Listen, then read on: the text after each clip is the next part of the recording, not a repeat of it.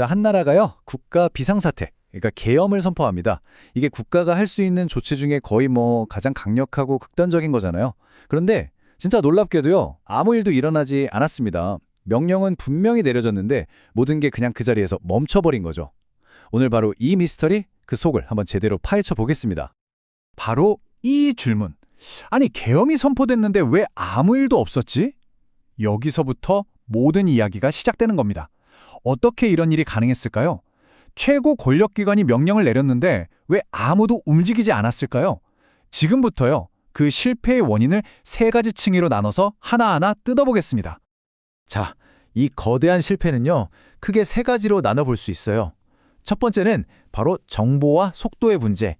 정보가 새어나가면서 모든 게 꼬이기 시작한 거죠. 두 번째는 시스템과 정당성. 애초에 이런 시도를 막도록 설계된 일종의 방어벽이 있었던 거고요.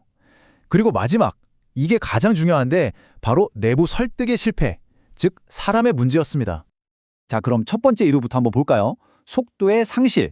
이게 무슨 말이냐면요, 계엄령 같은 엄청난 조치가 성공하려면요, 딱 한 가지가 진짜 필수적입니다. 바로 기습. 그쵸? 누구도 예상하지 못할 때 갑자기 터져야 효과가 있는 거거든요. 하지만 이 계획은 시작부터 그 가장 중요한 무기를 그냥 잃어버리고 시작한 셈입니다. 이게 진짜 믿기 어려운 일인데요. 계엄 선포라는 그야말로 1급 비밀 정보가 공식 발표가 나기도 전에 이미 세상에 쫙 커져버린 겁니다. 그러니까 모두가 곧 무슨 일이 터지겠는데? 하고 다 알고 있었던 거죠. 이 순간 기습이라는 가장 강력한 무기는 그냥 완전히 쓸모없게 된 겁니다. 이걸 보시면 당시 상황이 얼마나 달랐는지 딱 보입니다. 원래 계획은 뭐였을까요? 당연히 국민들에게 충격과 공포를 주는 거였죠. 그런데 현실은요? 완전 정반대였습니다. 사람들이 두려워하기는커녕 유출된 계획을 가지고 막 분석하고 토론하고 심지어는 조롱거리로 삼기까지 한 겁니다. 그러니까 바로 이 지점이 결정적인 겁니다. 이런 일은 속도가 생명이거든요. 그런데 그 속도가 완전히 사라져버린 거죠. 자, 이제 모두가 마음의 준비를 다 하고 있는데 그때 선포된 계엄은 이미 동력을 다 잃어버린 거나 마찬가지였던 겁니다. 자, 이제 두 번째 이유로 넘어가 보죠. 시스템이 막아선다. 설령 만에 하나 기습에 성공했다고 쳐도요, 훨씬 더 거대한 벽이 딱 버티고 있었습니다. 그게 뭐냐? 바로 대한민국의 정치, 그리고 법률 시스템 그 자체였던 거죠. 이 시스템은요, 마치 거대한 방어벽처럼 계엄 같은 비상조치가 오래가는 걸 원천적으로 막도록 설계되어 있었거든요. 여기에는 진짜 여러 겹의 강력한 안전장치가 있었어요. 예를 들어 계엄이 선포되면요, 즉시 국회에 알려야 합니다. 근데 만약에 국회의원 과반수가 이거 해제해! 라고 요구하면 무조건 따라야 해요. 여기서 끝이 아닙니다.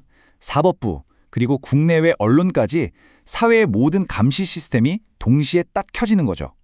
그러니까 사실상 이거 장기 집권의 도구로 쓴다. 이건 구조적으로 거의 불가능에 가까운 이야기입니다. 그런데 이런 법적인 장벽보다 어쩌면 더 근본적인 문제가 있었습니다. 바로 정당성이 없었다는 거예요. 자, 한번 보세요. 국민들은 지금이 국가 위기 상황이다? 전혀 그렇게 생각 안 했어요. 정치 권력에 대한 신뢰는 이미 바닥이었죠. 그러니까 당연히 지금 계엄이 필요하다. 이런 사회적인 공감대 같은 건 아예 존재하지도 않았던 겁니다.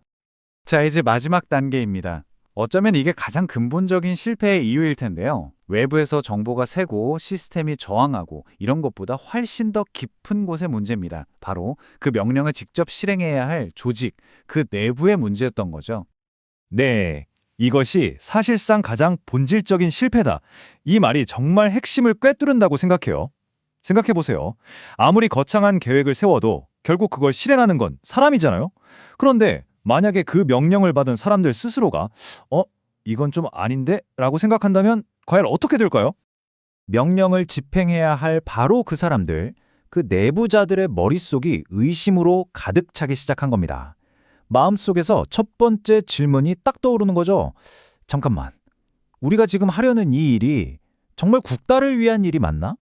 그리고 그 질문은 곧바로 다음 의심으로 이어집니다.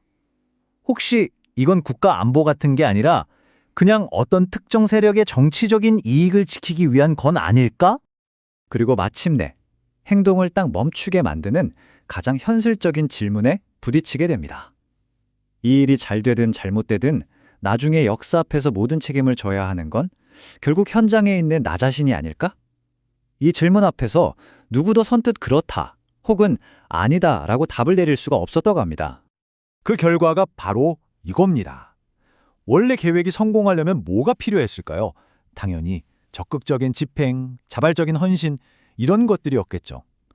그런데 실제로 일어난 일은 뭐였을까요? 완전히 반대였습니다. 다들 실적 한 발짝 뒤로 물러서고 이거 서류가 필요합니다. 절차를 좀 따져봐야겠습니다 하면서 어떻게든 시간을 끄는 거죠. 일종의 소극적인 저항이 조직 전체에 쫙 퍼져나간 겁니다. 자, 그럼 이제 결론입니다. 지금까지 살펴본 이 세 가지 이유를 다 모아서 한번 최종적으로 정리해 보겠습니다. 이 계획은 도대체 왜 시작부터 실패가 예정되어 있었던 걸까요? 최종 요약입니다. 딱 세 가지죠. 첫째, 정보가 먼저 새어나가면서 기습이라는 카드를 잃었다. 둘째, 제도는 애초에 이게 오래 못 가도록 딱 막고 있었다. 그리고 마지막으로 가장 중요한 것, 그들 내부의 그 누구도 이 계획에 설득되지 않았다. 그러니까요. 이게 최종 결론인 겁니다. 이 계획은 뭐 진행되다가 중간에 실패한 게 아니에요. 그냥 선포되는 그 순간부터 이미 실행이 불가능한 말 그대로 죽은 계획이었던 셈입니다. 오늘 우리가 함께 살펴본 이 실패 사례는 우리에게 아주 근본적이면서도 중요한 질문 하나를 던집니다. 한 조직, 더 나아가 한 사회를 움직이는 진짜 힘은 과연 뭘까요? 위에서 아래로 내려오는 일방적인 명령일까요? 아니면 구성원 한 사람 한 사람의 마음을 움직이는 설득일까요?